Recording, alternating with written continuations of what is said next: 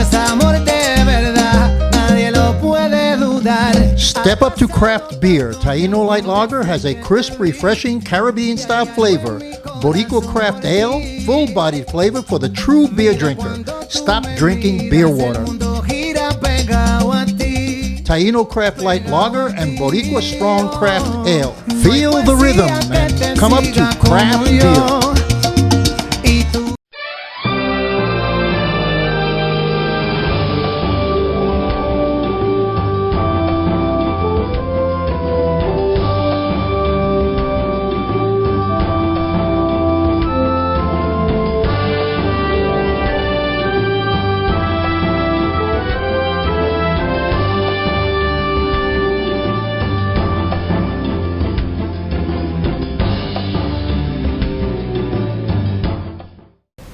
Hi, this is Danny Ramos on Hispanic Speak Out TV, and we're here with Congressman Darren Soto, and we'll be discussing some issues. You've seen some billboards around town regarding Puerto Rico, and Congressman, I'd like to start off with what's going on in Puerto Rico. You have obviously a very, very in-depth background of what's happening with the governor, etc. So why don't you just take it and run with it? I know that a lot of people are calling for the governor to resign. How do you feel about that? So first, I think that's a decision for the Puerto Rican people and for the Puerto Rico legislature to decide. I got to speak with Majority Leader Carmelo Rios this week in the Senate, and I know the House is making that determination right now. There have been impeachment articles filed by the minority parties there, but we'll see. But I think that decision has to work out through the democratic process. Is the impeachment more politically motivated by one side, or is it more of a, the way you see it, is it more of a general public thing where everybody's... There is a general public concern, and I share that concern. We have matters of corruption with some officials related to Medicaid and the Secretary of Education, and then there was, of course, the long chat that was published that had a lot of alarming statements in it. But at the end of the day, this is something that has to go through the process, just like we're grappling with President Trump right now in the Congress, and those investigations are being conducted. But there's kind of an irony going on because in the very same time that it seems like chaos down on the island, we're posting mega victories for the island in Congress this week. You know, one of the worst problems on the island is that their Medicaid program has been underfunded for decades. We saw thousands of doctors leave the island. We saw hospital systems in decay. And then when Hurricane Maria hit, it was devastating. It was one of the main reasons we lost 3,000 people, in addition to the failed attempt by the Trump administration through FEMA to get assets there quick enough. The other issue was just the poor state of the healthcare system beforehand that just couldn't withstand Category 5 hurricane. So this past week we passed out of the committee I sit on, the Energy and Commerce Committee, our Medicaid for All Territories bill, which would basically fix the Medicaid funding issues both in Puerto Rico, Virgin Islands, and all U.S. territories. It's a $14 billion bill.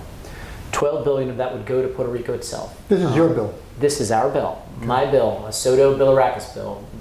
Congressman Bilirakis also serves on the committee as a Republican out of the Tampa Bay area. And Congresswoman Castro out of Tampa, also on the committee, is a big supporter. So my bill, our bill, just passed out of full committee unanimously, with Democrat and Republican support.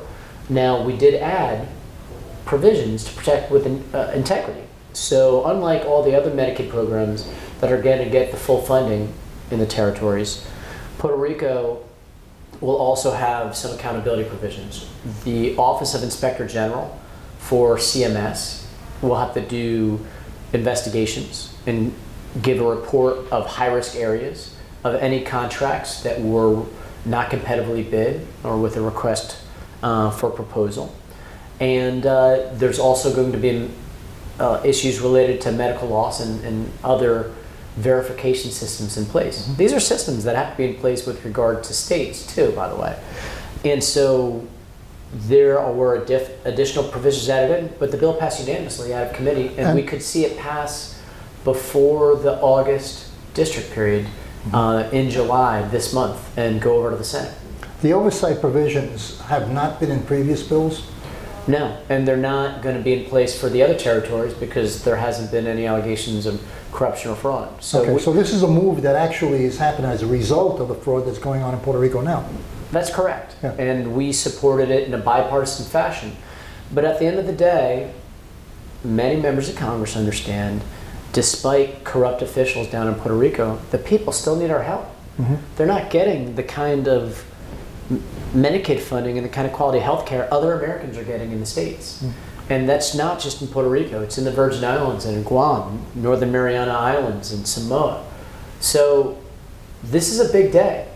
Is the funding that's being put up, $14 billion for all the territories, is that sufficient considering with the situation that Puerto Rico is in? Does it bring it up to par? Does it fill the holes? Does it fill the gaps? Yes, in fact, it's a higher share percentage than the states get right now for the first year or two, and then it would go to what states would get.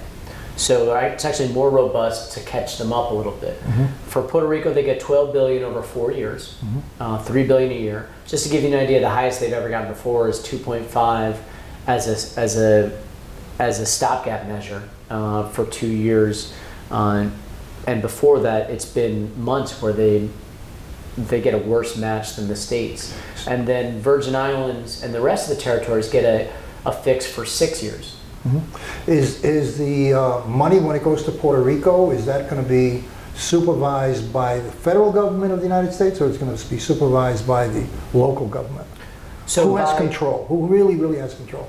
Both, just like with states. So the federal government funds the program and oversees the program, while the Commonwealth of Puerto Rico runs the day-to-day allocations of it, the contracts, the work with the hospitals to make sure the funding flows. But we have put in tight accountability provisions. No other territory is going to have the Office of Inspector General breathing down their neck like Puerto Rico will. However, we recognize this money still has to flow. It's not working in Puerto Rico right now. They've had 6,000 of their 15,000 doctors leave over the last decade. Most of them coming to Florida. And it also is important to Florida itself. You know, in addition to the fact that there's many of us of Puerto Rican descent who live here in Central Florida like you and I, and the fact that we have family members down there and friends, many folks who are escaping the poor Medicaid funding in Puerto Rico are coming to Central Florida. And that's also taxing our resources here. And while we welcome anybody, any American who wants to move to Florida from Puerto Rico or any state, nonetheless, stabilizing that system down there helps keep Florida's funding intact as well. So it's important for states like Florida, like New York, Texas, areas where we have a lot of Puerto Ricans going to nowadays because of the post-hurricane issue, the economic issues down there, and the turmoil. We have some issues here in Central Florida that on a local level, I was talking to Senator Torres the other day, and we were talking about that the Puerto Rican community here is still feeling issues of racism against the Puerto Rican community. There's a dynamic going on that's the issue of the border and the crossing the border and the undocumented coming across the border is overflowing onto the Puerto Rican community. Sure. Because there's a big misunderstanding of what Puerto Ricans are already citizens, and they've been citizens for 100 years. So there's complaints of a backlash towards the Puerto Rican community as a result of this thing going with the White House and all the negativity from crossing the border. Without Have question. you received any complaints here in your office about that? Look no further than an Orlando Sentinel article yesterday Okay. about Puerto Rican manager of a fast food restaurant in Lake County who was merely speaking Spanish to a couple coworkers, and two older Anglo ladies told him to stop speaking Mexican and go back to Mexico. And he replied, of course, that he was Puerto Rican and an American citizen. And a video ensued that went viral and obviously made the paper the other day. I think there's two things here. One, we have to remain vigilant to protect against discrimination in any shape and form. From back when we were in segregated units, the Buccaneers in World War II, to making the ballots bilingual nowadays in Florida, and the whole history that has gone on between that time and now, decades. You saw it in New York when you used to live there. My great uncle Lorenzo Casanova helped found the Puerto Rican Legal Defense Fund, an education fund, which is now Latino Justice.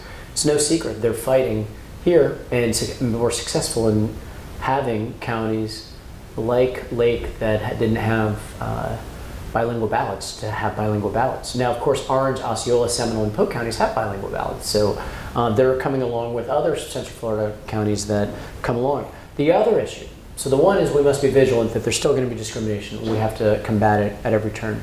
The second is we need to be in solidarity with our fellow Hispanic brothers and sisters in the immigrant community who do face these issues at the border. Because even if it doesn't directly affect us and that we're citizens, our family and friends aren't always Hispanic Puerto Ricans, they're Mexican or Colombian or Venezuelan. So we as Puerto Ricans need to stand in solidarity, and those of us who are elected officials need to lead to help all Hispanic communities and all immigrant communities, because but for the grace of God, go us too. It's a law that makes my dad a citizen. He was born in Arecibo or Manatee, Puerto Rico, and my cousins are from Arecibo. He wouldn't be a citizen but for the Jones Act back over 100 years ago. Well, most people don't know that. Well, they're hearing it here. My dad and any Puerto Rican born on the island is a citizen by statute, and the Congress could actually take that away. And that's over 100 years. One of the arguments of why it should become a state, then that would never happen again, but that's a whole other story. So we are leading though. I'm one of the most vocal people in making sure that we have proper aid and humanitarian standards at the border, that we start having foreign aid funding again to the Triangle in Central America. It's no secret that when the foreign aid stopped to Honduras, El Salvador, Nicaragua, that the migration started. Because in addition to the drug cartels filling in the void, governments are well over their head and being able to control it. There's a lot of fear that that money gets stolen by local politicians. I don't disagree that's a big issue. That there's a concern, which is why it should be directly distributed by U.S. aid, and it needs to be closely monitored. This isn't the only place in the world where there is foreign aid that we have to keep a close eye on. I was just in Israel and the West Bank, and there's been issues about foreign aid in the West Bank being used improperly. But right now there's a standoff over whether they're going to accept foreign aid, and it's made things worse. So, it's catch-22. We can fund and monitor the money closely and keep governments stable, particularly in the Western Hemisphere, or we could see wars, famine, and thousands of immigrants end up on the southern border. The other thing that's troubling about the southern border is under the Bush administration and under the Obama administration and others, they would get processed and then they would get to go quickly over to spend time with their families as asylum seekers were waiting for their court case. And if they lost their court case, they'd be sent, they'd have to return home. And they'd be given ankle bracelets or a case manager. Now, they're just holding up a bunch of people at the border, and that's exacerbating the situation. So when it comes to discrimination in the Puerto Rican community, we not only need to look out for it directly here in Central Florida, but we need to lead to stand in solidarity with our brothers and sisters in the larger Hispanic community to help with discrimination of our entire community.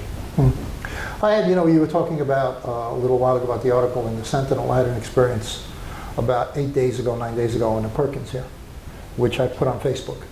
And basically, I'm white, and I don't look Puerto Rican, but Puerto Rican or everything. They come in all colors and flavors, So I was having dinner in Perkins, and the person I was with decided to have dessert, and they ordered a French vanilla silk pie. French vanilla silk pie. So I said, okay. I told the waiter, I said, well, she's going to have a French vanilla silk pie. I want a Puerto Rican pie. Right? Well, you know what he said to me? He said, okay, I'll spit in it.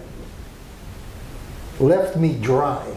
Left me totally dry. Sure. I'm sure you didn't get a good tip, huh? Well, it wasn't even a question of tip. I just, after I finished the meal, I got up and then I went and I sat down with the manager for 15 minutes.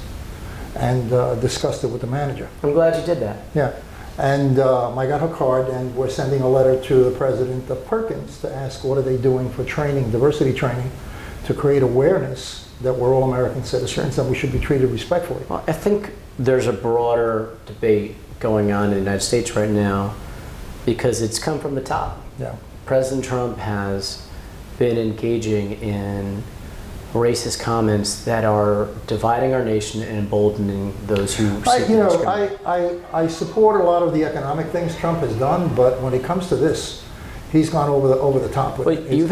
And I think he's doing it on purpose in order to solidify a core. You have Democrats and Republicans condemning, telling 4 members of Congress to go back to your own country. 3 of them were born here. Yeah. Yeah. You know, and the 4th, you know, we have many immigrants who were born elsewhere who became great parts of the American story. That's why Hamilton is such a big hit. He was born in the Caribbean, and it's an immigrant story. So it's not to say that it all lands on him, but we have to recognize that those statements are permeating throughout our society right now, and they're dividing people, and they're emboldening people to say things just like that. Can you imagine 3 years ago that being said to you? No, I can't imagine it being said to me right now. You know, But I was there it is. I was shocked. In my case, I was absolutely shocked. It came out of left field, and I'm usually pretty agile, you know, in responses. But I was relaxed. I was having dinner, you know, and I was totally shocked. And that it came out so quickly from the person. And after the person said it, the person laughed. You know what I mean? Like it was nothing. It was just something, you know. So it was That they something could do without consequence. Yeah. So I did speak to the manager, but I think that the country is going through the next evolutionary process of the growth of minorities and people of color taking their rightful position in the country. And you're getting a lot of pushback and a lot of conflict because of that. You know, and people want to hold on. It's the transitional period, and people want to hold on to power and influence, and I think that's what's happening right now. Well, we have a democracy. Yep.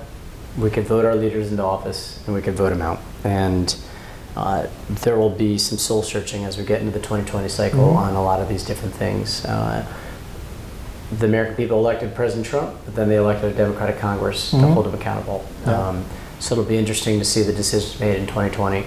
But either way, regardless of elections, no president of the United States, no member of Congress, no member of the U.S. Senate should be telling people to go back home away from the country that is their home. Well, that's the same misunderstanding with Puerto Ricans. I've been told to go back home. Sure. You know, because I have a sticker, a Hispanic sticker on my car, which is a website. It was the name of a website.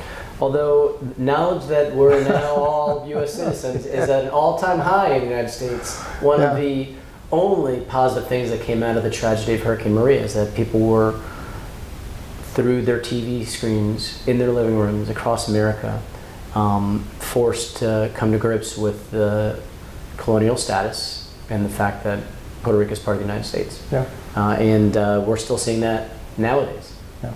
It's the bad part of that is that the influx from Puerto Rico into Florida created also another backlash, because so many people came in at one time. It was so concentrated, and it did affect all the local schools. It affected local rents, you know, for people to rent apartments. So that created also a little backlash, that all of these people are coming in even though they're U.S. citizens. I mean, it wouldn't happen if they were coming from Wisconsin. You know, there's an irony to that, though, because the local economy is based a lot on growth. So we're asking people to come in and buy houses. But some people think it's not the right type of people, and so they protest. Well, that's been going on for a long time. Yeah. You know, I do want to talk about one other big issue that we're working right now is Venezuela and the issues going on down there. We had a big press conference on the fact that the Trump administration this week responded finally to the letter by Senator Rubio and Senator Menendez that they are not planning on granting temporary protective status of Venezuelans administratively, at least at this juncture. This is at a time when we've already recognized Juan Guaido as the interim president, recognized that Maduro is a tyrant and that he won re-election through fraudulent means. This is an administration that is killing its people, that's jailing and killing members of the press. that we have over now 170,000 Venezuelans in the state of Florida, let alone over 1 million nationwide. So my bill to do this by law, to grant temporary protective status to Venezuelans by law, passed through the Judiciary Committee a few weeks ago, and looks like it'll probably get a vote on the floor in July. What is the definition of temporary? Do they get residency? Do they get, what is the definition of that? It prohibits folks from that particular country from being able to be deported for a year, and it can be extended. Okay. And many of them are extended because the situation Continues. usually continues for a while and then it stops. And then sometimes we've given people who, if it's been 10, 15 years, a right to apply for residency and eventually citizenship. I mean, we passed the Dream and Promise Act out of the House already that would give Dreamers a pathway to citizenship, give TPS holders a pathway to citizenship. We're talking about hundreds of thousands of people just in Florida alone.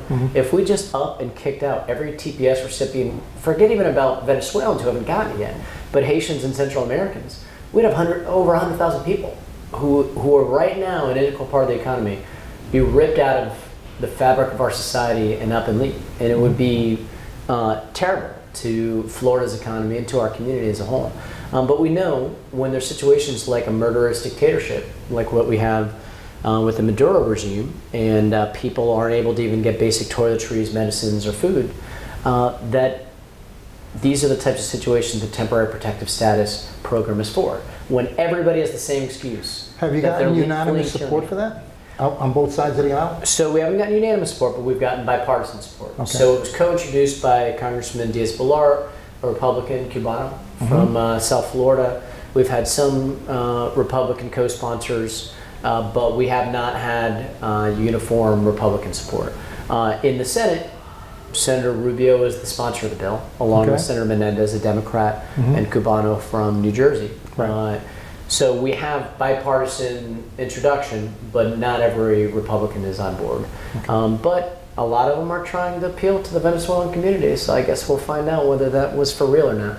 But what we do know, while Congress still has a choice, for right now, President Trump has rejected this request, so now we have to do it by law. I'm going to ask you something that's very political. Sure.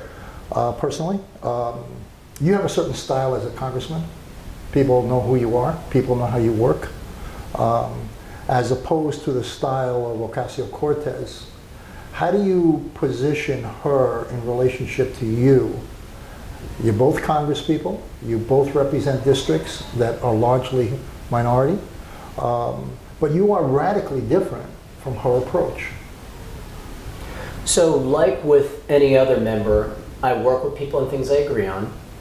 I compartmentalize and disagree on things I disagree with them on. So for instance, we work side by side with CWA to try to get a new contract for thousands of telecommunications workers in Puerto Rico. And the letter I led that she signed along with Serrano and Velasquez and other Puerto Ricans in the Congress, that same week they came to a deal, saving thousands of people's jobs on the island.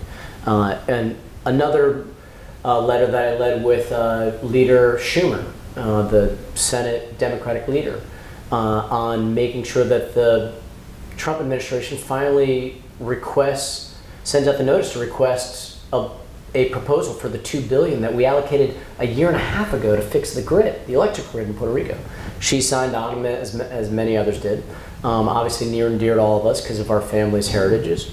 So that's things we agree on. But I'm also a proud capitalist who, you know as well as I do, has practiced commercial law quite a bit and believe in entrepreneurship. And one of the big things I'm working on right now is a lot of high-tech jobs in the region, commercial space flight and sensors and simulation and training and computer programming and aerospace, you know, the future jobs for Central Floridians here. And so obviously on issues related to having major socialist government programs, I'm much more wary on. Now there are social safety net programs that I wholly support.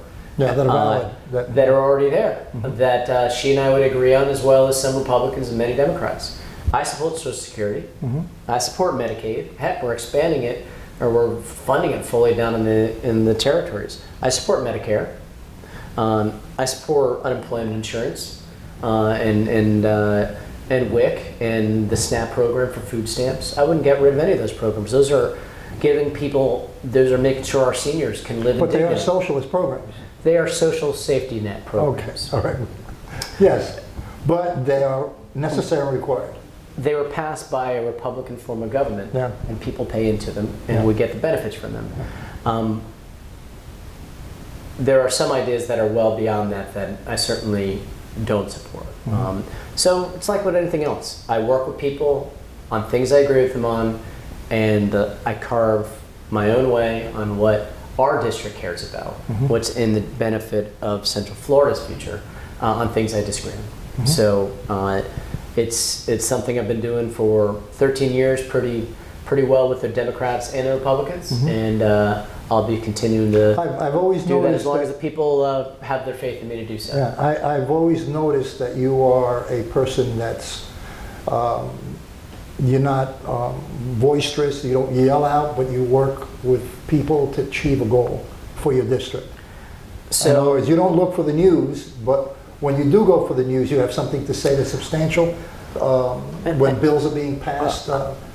Absolutely, and I think the key is I'm here to do big things, not say big things, which is why I have the bill in the Congress, my bill, to grant Venezuelans across the nation temporary protected status. That is the bill I introduced. That I have now. Keep in mind, it takes a village on everything in the Congress. Of course, 435 yeah. members, but that's actually my bill. And then the bill to fix Puerto Rico's Medicaid program for the next 4 years, get $12 billion on there. That's my bill. So I'm interested in working with my colleagues to do big things. Are you still working on statehood? Yes, we're going to have a hearing in September on it. Great, right. Yeah, that's I think what you're going to see with that is we will educate the Congress this term. Even though there was an election already that supported it, we see the writing on the wall. There's going to be another election that they'll host in 2020. But out this week, Gallup poll, 66% of Americans, 2/3 of them support statehood in Puerto Rico, and 83% of Democrats support it, and majority of Republicans support it. It'll come. So, like with DC, which I also support statehood for the District of Columbia too. This is the continuing story we're writing for democracy, and the people will help decide it, and I will help fight for it. Okay.